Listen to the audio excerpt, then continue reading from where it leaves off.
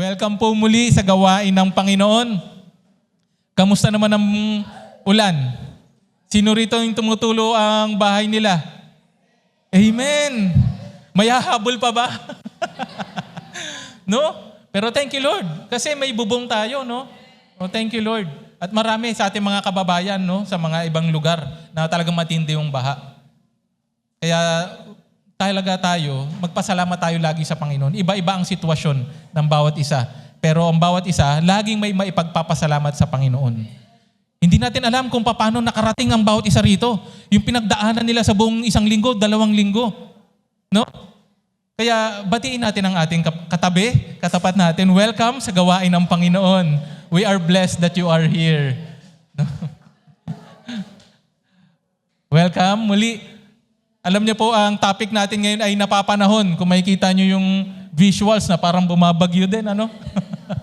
Yung araw parang medyo natatakpan. Ang topic po natin is mula hango sa Numbers 21 verse 4 to 9. Stop looking at your circumstances. Stop looking at your circumstances. Ano po ba yung circumstances natin ngayon? Ano bang kalagayan natin ngayon? Ang mensaheng ito ngayon ay sinasabi na huwag natin tingnan kung ano ang kalagayan natin ngayon. No? Bakit? Bakit natin importante itong kailangan na hindi dapat natin tinitingnan kung ano yung circumstances natin? Why stop looking at our circumstances? Point number 1, your circumstances don't matter. Hindi importante kung ano yung kalagayan mo ngayon. Parang hirap naman yata isipin nun, ano? Pero may mensahe po ang Panginoon na kung bakit hindi importante yung kalagayan mo ngayon. Sa Philippians chapter 4 verse 11 to 13, hindi sa nagsasalita ako dala ng pangangailangan. Ito po si Apostle Paul. Nag-share siya ng kanyang maraming experiences, maraming circumstances na nadaanan niya. Sabi niya, hindi sa nagsasalita ako dala ng pangangailangan sapagkat aking natutunan ang masiyahan sa anumang kalagayang aking kinaroroonan. So nakita nyo, hindi pala importante sa kanya kung ano yung circumstances niya. Dahil natutunan niya ang masiyahan sa kahit anong kalagayan niya. Sa verse 12, marunong akong magpakababa at marunong din akong magpakasagana. Ibig sabihin, na-experience niya na kung ano yung wala. Na-experience niyang wala. Na-experience niyang masagana. Sa bawat bagay at sa lahat ng bagay ay natutunan ko ang lihim sa kabusugan at maging sa kagutuman. Isipin niyo, no? Hindi niya inalintana yung circumstances niya na busog or gutom. Pares niyang na-experience. Pero hindi na nagde-define sa kanya sa paglago niya sa Panginoon. Bagay natutunan ko ang lihim sa kabusugan at maging sa kagutuman at maging sa kasaganaan at maging sa kasalatan. Na kahit marami siya, kahit wala siya, natutunan niya na hindi yun. Hindi importante yun. No? Sa lahat ng mga bagay ay aking magagawa sa pamamagitan niyang nagpapalakas sa akin. Hindi pala importante yun. Ano yung importante? Yung nagpapalakas sa kanya. Sino? Si Jesus. Ganon din tayo. Kaya pala, hindi ganun ka-importante. Hindi importante kung ano yung kalagayan mo ngayon. Dahil ang importante, yung nagbibigay sa atin ng lakas. Si Jesus. Pangalawang puntos, your circumstances don't excuse sin. Kung ano man yung kalagayan mo ngayon, hindi dahilan yan para magkasala ka. Hindi natin dapat dinadahilan yan na, ay kaya ako lang naman nagawa ito kasi ganito. No. No? Sa 1 Corinthians chapter 10 verse 13, wala pang pagsubok na dumating sa inyo na hindi naranasan ng ibang tao. So ibig sabihin, hindi dahilan. Hindi unique yung na-experience mo. May naka-experience na rin yan. Hindi dahilan yan para magkasala ka. Tapat ang Diyos at hindi niya ipinapahintulot na kayo'y subukin ng higit sa inyong makakaya. Kaya pala yung sitwasyon mo ngayon, nasa iyo yan kasi alam ni Lord na kaya mo yan. Amen! Amen! Thank you, Lord. Grabe, no? Nung naisip ko to, kala ko talaga ako may pinakamabigat na kalagayan. Pero nung tapat, ang sabi dito, asa na yun?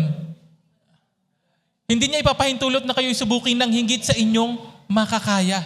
Ibig sabihin, kaya mo. Kung bakit nasa ganyang sitwasyon ka ngayon, kasi alam ni Lord, kaya mo. Sa halip, pagdating ng pagsubok, bibigyan niya kayo ng lakas. Yung pala, alam niya na kaya mo. Pangalawa, bibigyan ka pa niya ng lakas. Upang makayanan ito at ng paraan upang malampasan ito. Grabe, alam ni Lord na kaya mo. Lakas ng bagyo, lakas ng hangin, alam ni Lord, kaya natin ituloy ito, no? At bibigyan niya tayo ng lakas. At paraan upang malampasan ito. Grabe, wala na tayong may excuse. Tapat ang Diyos. Pangatlong puntos, your circumstances should lead you to Jesus.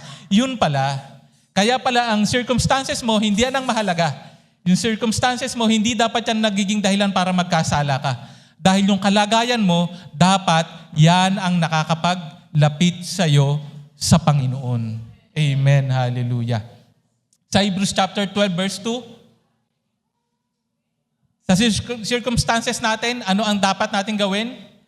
Ituon natin ang ating paningin kay Jesus. Sa Kanya nakasalalay ang ating pananampalataya mula simula hanggang katapusan. It's all about Jesus. Lahat ng nangyayari sa atin ngayon, hindi dapat yan nakakapagpalayo sa atin sa Panginoon. Dapat ito ay nakakapagpalapit sa atin sa Panginoon. So kahit ano palang kalagayan natin, na kahit na pinakamahirap na yung kalagayan natin, or parang imposible na, parang wala nang solusyon, parang, Lord, ang tagal ng ganito. Kung kailan ako, Lord, nanampalataya sa'yo, lalong tumindi yung sitwasyon ko. Hindi pala. Pinapahintulot pala yun ng Diyos dahil alam niya kaya mo. Bibigyan kanya ng lakas, bibigyan kanya ng paraan para malampasan ito, dahil ito ay para maituon natin yung ating paningin kay Kristo na siya ang sa Kanya nakasalalay ang ating pananampalataya mula simula hanggang katapusan. Okay, isa-isahin natin base doon sa kwento, no? Doon sa Numbers. Your circumstances don't matter. Balikan natin yung kwento. Sila'y naglakbay mula sa bundok ng Hor patungo sa dagat na pula upang umikot sa lupain ng Edom at ang damdamin ng mga tao ay nainip sa daan. So, what is the situation here? Ano ba yung kwento? Ano ba yung backstory? Ano ba yung nangyari dito? Ito pong passage na to sa Numbers 21, ito na yung nasa 40 years na silang naglalakbay. Ang pupuntahan nila, alam na natin ito, no? Mula dun sa dagat na pula, papunta dun sa Canaan, sa Promised Land, na dapat 11 to 14 days lang ang travel, inabot ng 40 years. Tapos ngayon, nasa 40 years na sila. Ito na ngayon yung naglalakad na sila. Nandun na sila sa 40 years ng dulo na ng paglalakbay nila. Pero, ano ba yung sitwasyon dito? Bakit nila kailangang umikot? No? Sa Numbers 20, one chapter before, ngunit kanyang sinabi, ito yung sitwasyon kung bakit sila umikot. Kasi nainip sila eh. Di ba? Naalala niyo binasa natin. Umikot sila, nainip sila. Bakit ba sila umikot? Ito yung reason. Ngunit kanyang sinabi, hindi ka makakaraan. Ang Edom ay lumabas laban sa kanya na may dalang maraming tao at may malakas na hukbo.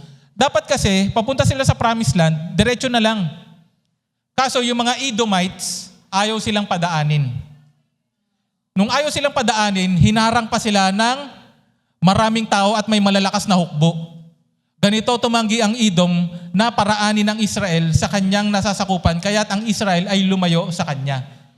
Kaya pagbalik doon sa Numbers 21, umikot sa lupain ng Edom, umikot sila. Kasi hindi sila pinayagang dumaan. Kaya ano nangyari? Ang damdamin ng mga tao ay nainip sa daan. So yung word dito na nainip sa daan, sa English, impatient. Nainip. Sa original Hebrew, asar nepes, nang ibig sabihin, their soul grew short, their spirit was crushed. Na-experience nyo na ba na malapit na kayo sa pupuntahan nyo?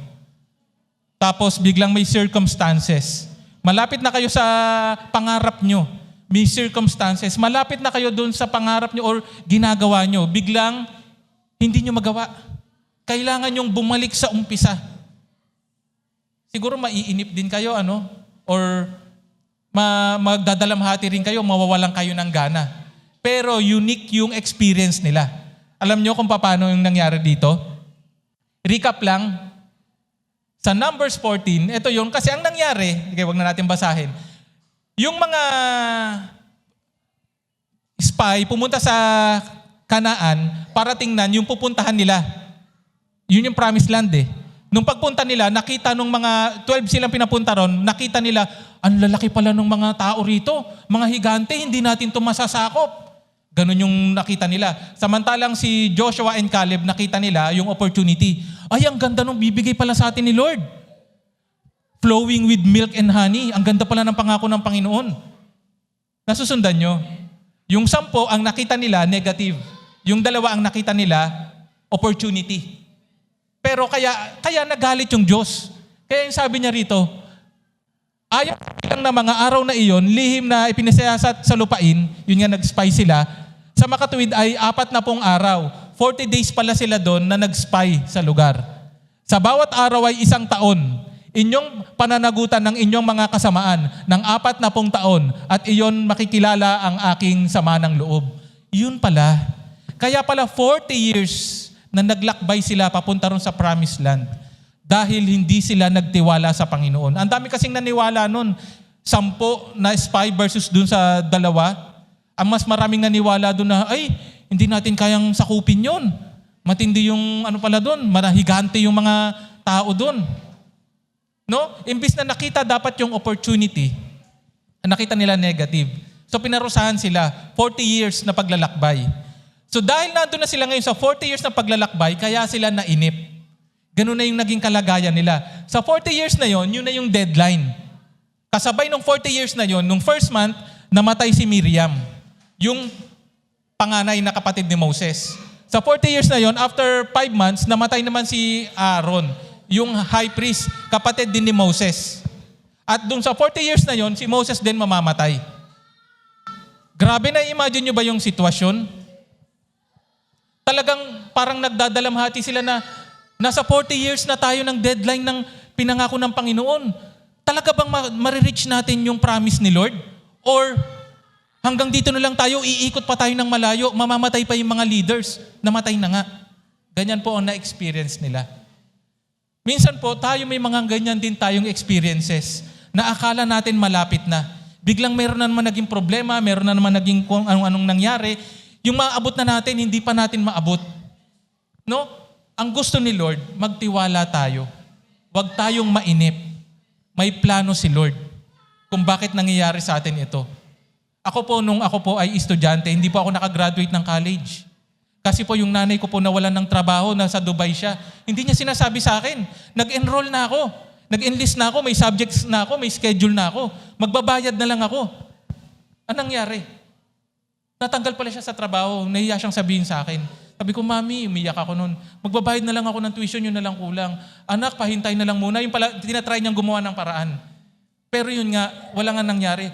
Hindi na ako nakagraduate. Pero may maganda palang plano si Lord. Kasi ang gusto niya pala, mag-Bible school ako. Grabe, thank you Lord. No? 20 years. Pero yung plano ni Lord, no, grabe. Kaya magtiwala tayo sa Panginoon. Kaya pagdating dito, yung nainip, ng damdamin na nainip, no? Nawalan sila ng pag-asa. Their spirit was crushed. Ano pong sabi sa Psalm 73 verse 26? My flesh and my heart may fail, but God is the strength of my heart and my portion forever. Alam natin yung kanta na yan, ano? Sa Tagalog, ang aking laman at ang aking puso ay maaaring manghina. Sa sitwasyon natin, kung ano man yung pinagdadaanan nyo ngayon, maaari tayong manghina, maaari tayong mawalan ng pag-asa, mawalan ng gana, or everything. Hindi ko alam kung anong sitwasyon nyo. Pero, ang Diyos, ang lakas ng aking puso at bahagi ko magpakailanman. Hallelujah. Hallelujah. Pangalawang puntos, your circumstances don't excuse sin. Kung sila, nawalan ng pag-asa, nainip sila, ano ngayon yung naging dahilan nito? Nung nawalan sila ng pag-asa, tuloy natin yung kwento. Ang bayan ay nagsalita laban sa Diyos at laban kay Moises. Bakit ninyo kami iniahon mula sa Ehipto upang mamatay sa ilang? Paulit-ulit po itong reklamo ng mga Israelites. Nasa 40 years na sila ng paglalakbay. Yung mga first generation namatay na. Ito po ay mga new generation na, mga bata na. Pero yung reklamo ng mga magulang nila, dala-dala nila hanggang sila, reklamo din nila ito sa Panginoon. Ito po yung pang 7 times na sinabi nila itong reklamo na to. Paulit-ulit silang nagrereklamo sa Panginoon. Na-experience nyo ba yon? Pangako ni Lord, ibe-bless ka niya. Tapos dumaan ka na matinding problema. Lord, sabi mo, ibe-bless mo ako. Bakit parang lalong humirap yung sitwasyon ko? Lord, nilagay mo ba ako sa sitwasyon na to para maghirap? Parang ganun. No. Ilang beses na tayo nagrereklamo sa sitwasyon natin. No, wag natin maging dahilan yung sitwasyon natin para magkasala. Ano yung sinabi nila? Ano yung nung nagreklamo sila na bakit ninyo kami inahon sa ilang para mamatay? Sapagkat walang pagkain at walang tubig at ang kaluluwa namin nasusuka na sa walang kwentang pagkain ito. Sabi nila wala silang makain. Sabi nila wala silang mainom. Sabi nila, biglang sinabi nila, walang kwentang pagkain ito. Ibig sabihin may pagkain. No? Pero sinabi nila, nakakasuka na, walang kwenta. Tandaan nyo po, 40 years silang naglalakbay. 40 years na nag-provide si Lord araw-araw ng kanilang pagkain. Hallelujah. Kaya po tayo nandito, araw-araw nagpo-provide si Lord. Hallelujah. Iba-iba man ang sitwasyon natin. Pero ito ang sigurado, ang Panginoon ay araw-araw nagpo-provide sa atin. Iba-iba lang kung paanong paraan. Yung iba pinaghihirapan talaga ng matinding-matindi. Yung iba naman konting hirap lang. Yung iba naman biyaya lang. In other words, si Lord pa rin ang nagpo-provide. Inabot na sila ng 40 years. Pero anong nangyari sa kanila? Nagreklamo pa sila. Sino po dito ang finance student? Finance. O nag-aral ng finance? Finance. Sige, sana tama yung ano ko rito, no? Ang tawag po rito sa reklamo nila, Law of Diminishing Marginal Utility. Alam mo yan? Ayari ka. Hindi mo alam. Ano to? Minus. Joke lang. Joke lang kasi hindi pa siya graduate. First year, second year pa lang. Ano ang ibig sabihin ng Law of Diminishing Marginal Utility? Kasi yun ang na-experience ng mga Israelites. Ganito po yan. Nung gutom na sila, nagreklamo sila, wala man lang, dinala nyo ba kami rito para mamatay sa gutom? Mabuti pa rin sa Ehipto, may nakakain kami. Nag-provide si Lord ng mana. Yung mana ay parang skyflakes. Sige, para mas maano natin skyflakes. So gutom na gutom sila. Nagpaulan si Lord ng skyflakes. Di ang saya nila, Lord, thank you, may pagkain. O di kain na sila. Tapos bukas, nagpaulan ulit ng skyflakes. Skyflakes ulit. Lord, thank you, Lord, may pagkain ulit. Nasusundan nyo? 40 years, ha? Nasusundan nyo?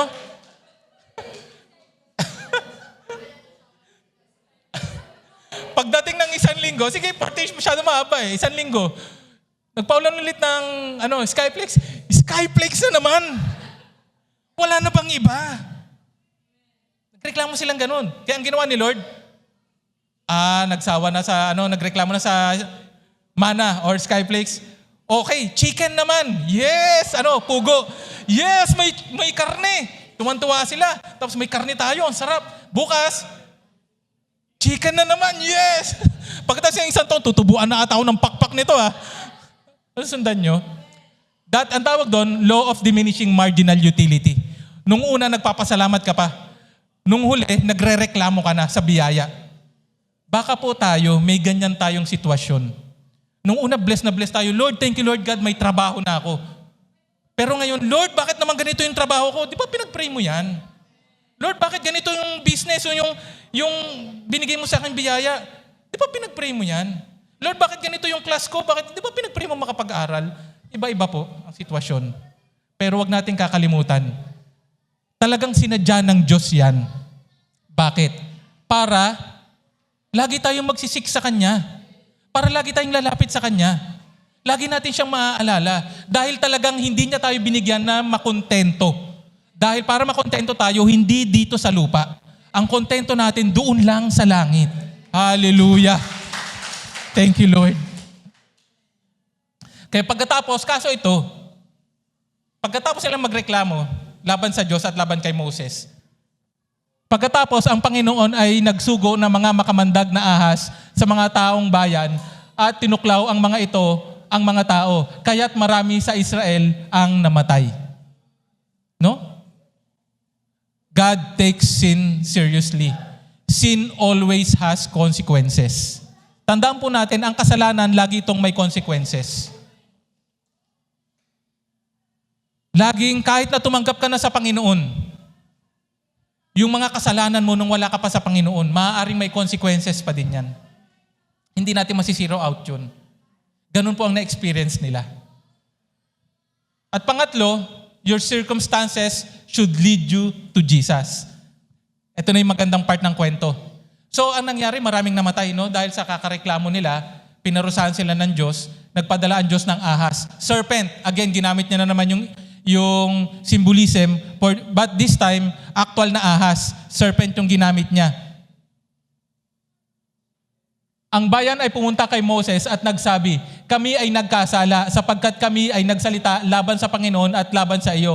Idalangin mo sa Panginoon na kanyang alisin sa amin ang mga ahas at idinalangin ni Moses ang bayan. So, napipicture out niyo ba yung nangyari? Nagkasala sila.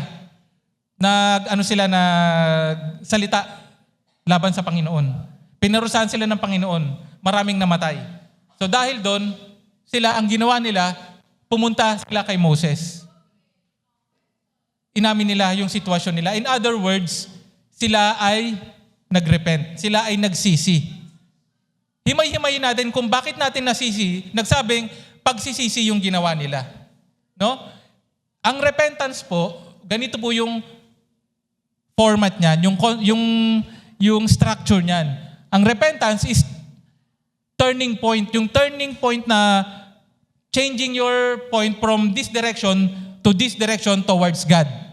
Kaya ang ginawa nila, pumunti sila kay Moses. Kasi si Moses ang representative nila, ang taga-mediate sa kanila para sa Panginoon. Pangalawa, yung paglapit nila, sila ay nagpakumbaba at inamin nila yung kanilang kasalanan. Kami ay nagkasala. Kami ay nagsalita. Ano yung sinabi nila? Kami ay nagsalita laban sa Panginoon. Yan po ay humble confession. Ano po yung hindi humble confession? Sorry, kaya ko lang naman nagawa yun kasi ganito ka eh. Ikaw kasi, ang sama-sama mo kasi. Bakit ka kasi nagaganyan? Nakita nyo? Parang nagsorry pero sinisisi pa. That is not confession. So yung confession is inaamin mo. Nagpapakumbaba ka. Hindi ka na nag-reason out. Hindi ka na nagpapaliwanag pa kung bakit. And dependence to God. Idalangin mo kami sa Panginoon. Turning point, lumapit sila kay Moses. Inamin nila kung ano yung kasalanan nila. Hindi na sila nag-reason out pa kung bakit nila nagawa yun. At independence nila na sa Panginoon. Ilapit mo kami sa Panginoon. Ano po, may bibigay ako sa inyong isang example na hindi repentance. Example of being sorry but not repentant. Para ma-distinguish natin yung pagkakaiba ng nagsosorry lang sa totoong repentant.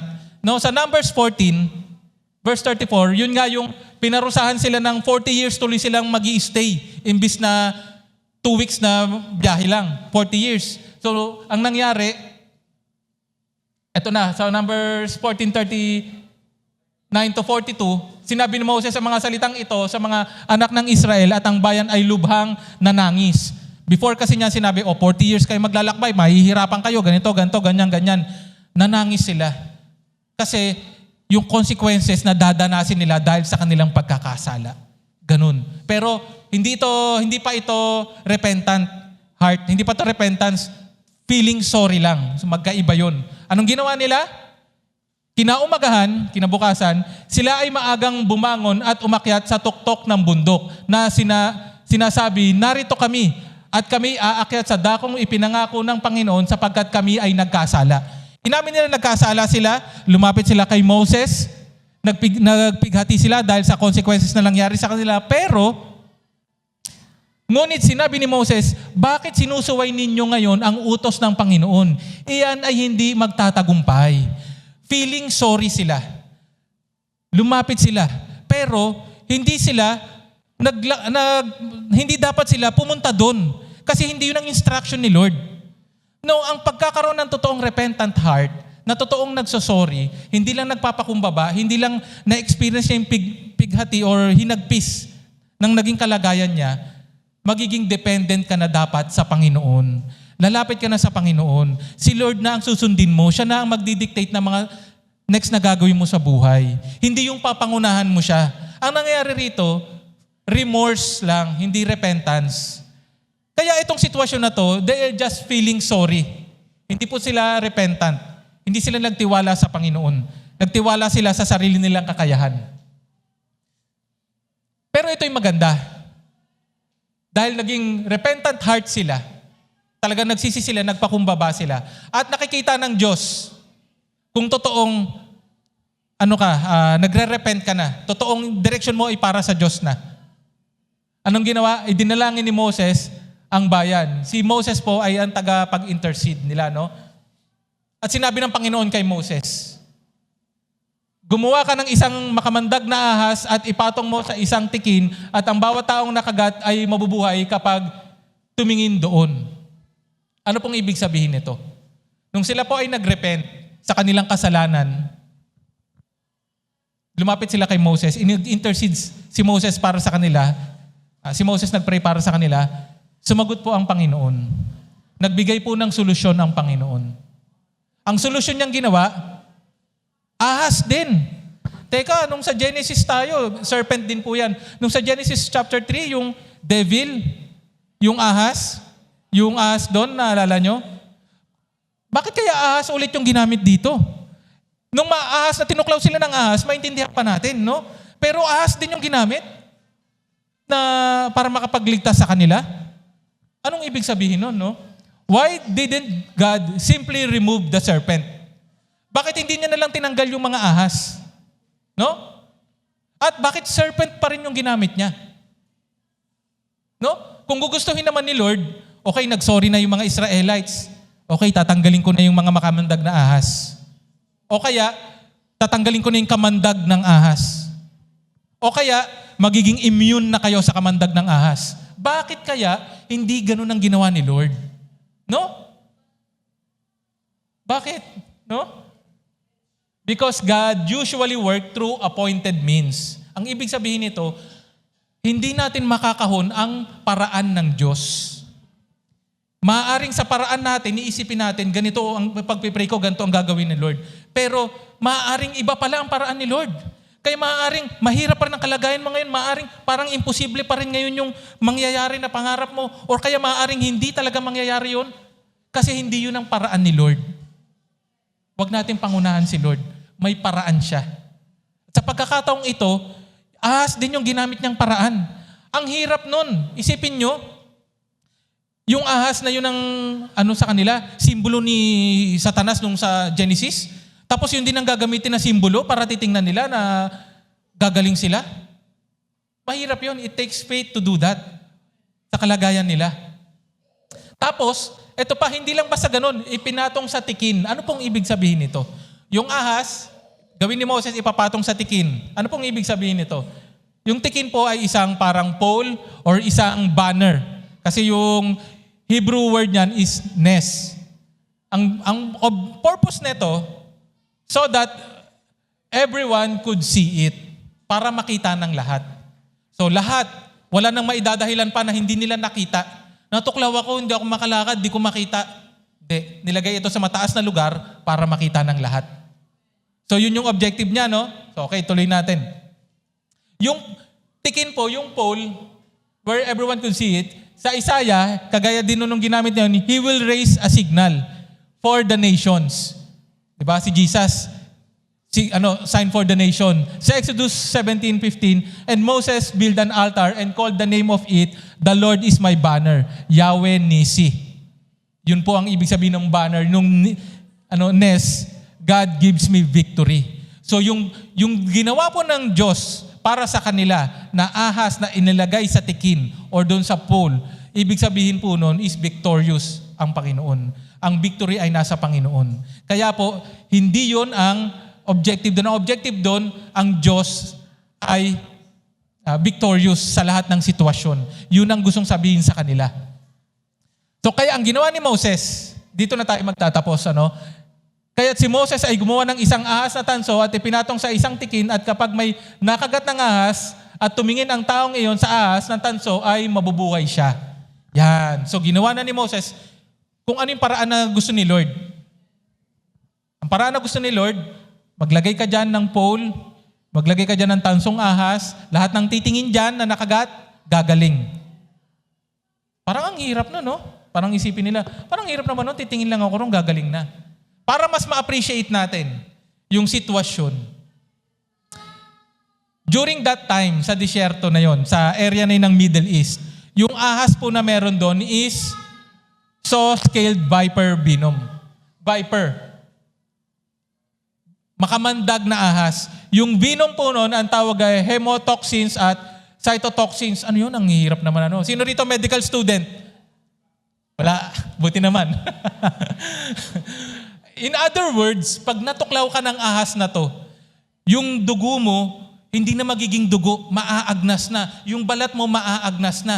Pag umabot ito sa una tong tatama sa kidney mo, dahil yun na nagsasala ng dugo, masisira yung kidney mo, tapos dadaloy ito sa mga internal organs mo, sa puso mo, masisira yung puso mo. Hanggang sa magiging mapaparalyze ka, hanggang sa mamamatay ka. Ganun katindi yung venom ng viper na ito. Kaya yung mga nakagat, maaring aabot ng oras lang, mamamatay na. Yung iba maaring aabot ng 1 linggo or mahigit pa bago mamatay. Pero ang point dito, lahat ng makagat, ba talagang mamamatay? So,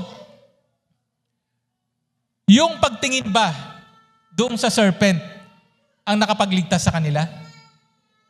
Diba hindi? No, because God saved them. Looking was a response of faith. Nasusundan natin?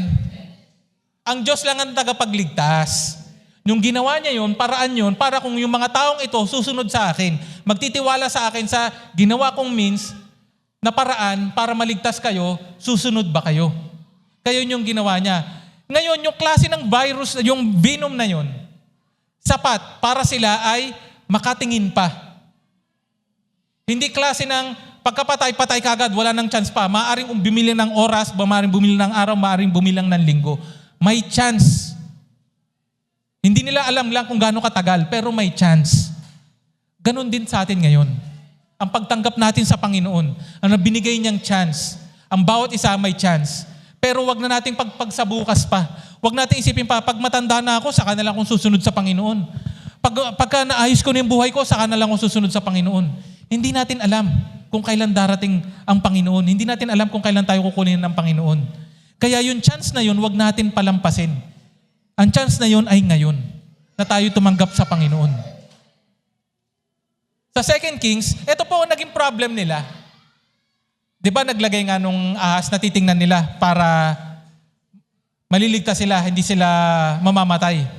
Pagdating ng after 700 years na, napakarami nang nangyari, no? Sa 2 Kings, kanyang pinagputol-putol ang ahas na tanso na ginawa ni Moises. Nandun pa rin pala yun. Nakikita pa rin nila. Pero anong ginawa ni King Hezekiah? Pinagputol-putol niya. Bakit? Sapagkat hanggang sa mga araw na iyon ay pinagsusunugan ito ng insenso ng mga anak ni Israel. Kasi, na-misinterpret nila. Yung akala nila, yung image na yun, makakapagligtas. No, si Lord lang makakapagligtas. Ayaw ni Lord na gagamit tayo ng mga imahe para sumamba. Ginamit niya yung means na yun, hindi yun ang nakakapagligtas. Ang nakakapagligtas lang ay ang Panginoon. Kaya nung pagdating dito, na-misinterpret, kaya pinasira ni Hezekiah. Kasi nga, nami-misinterpret nila. No? Balik tayo rito. Ang tumingin ang taong iyon sa ahas ng tanso ay mabubuhay. Ito po yung means na ginawa ni Lord. Ngayon, ano po ba yung point nito? Bakit natin ito inaaral? Dito po tayo magtatapos sa part na to eh. Bakit importante na ito na maintindihan natin na nagkasala ang Israel, tapos pinarusahan sila ng Diyos, sila ay mamamatay dahil kagat sila nung makamandag na ahas, pero ang ginawa ni Lord, nagtayo siya ng pole sa makikita ng lahat at kung sinong titingin doon is maliligtas. Bakit importante yung kwentong ito? Bakit?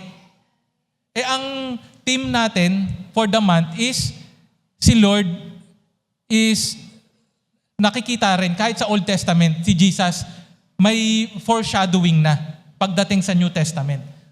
Bakit importante ito? Pagdating natin sa New Testament, nabanggit ulit yung sitwasyon na ito.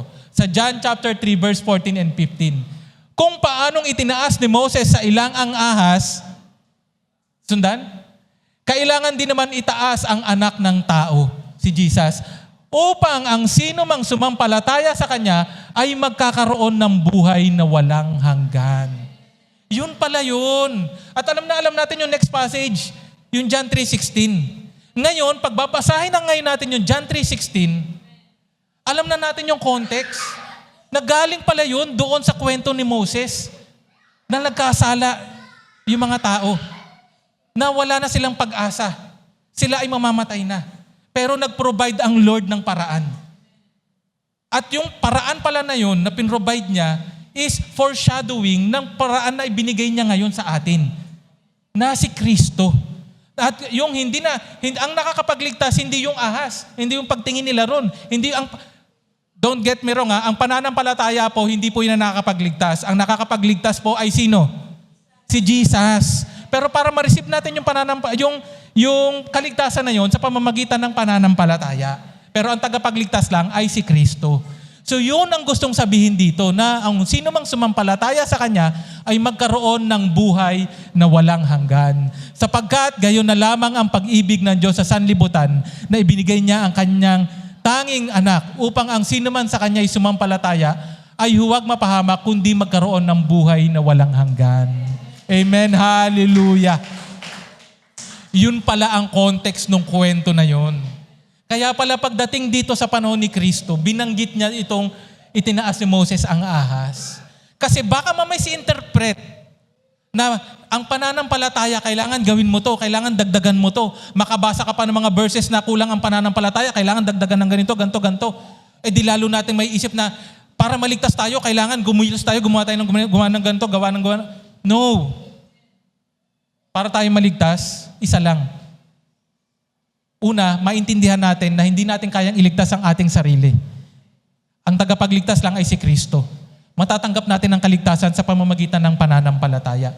At dahil ngayon ligtas ka na, dahil nananampalataya ka kay Kristo, doon na papasok yung mga gawa. Ngayon, ligtas ka na, tinanggap mo na si Kristo. Hindi ka na ngayon mabubuhay ng kung dating buhay mo. Mamumuhay ka na ngayon para kay Kristo. Wala na ang dati. Ikaw ngayon ang bagong na nilalang na kahit na anong nangyayari, napakahirap, pero mapagtatanggumpayan natin ito dahil kay Kristo. Yun ang pananampalataya natin. Na hindi natin kaya. Sa totoo lang hindi naman talaga natin kaya yung mga sitwasyon natin. Pero bakit nandito pa rin tayo hanggang ngayon? Dahil kay Lord. Thank you Lord. Hallelujah. Kaya hindi importante yung circumstances mo ngayon. At hindi rin dahilan dapat yung circumstances mo para magkasala ka. Dahil ang importante, yung circumstances mo, dapat yan ang nakakapagpalapit sa'yo sa Panginoon. Kaya stop looking at your circumstances. Ang better title para dito, so ngayon sa ating pagtatapos, start looking only to Jesus. Hallelujah. Tayo pong magsipagtayo.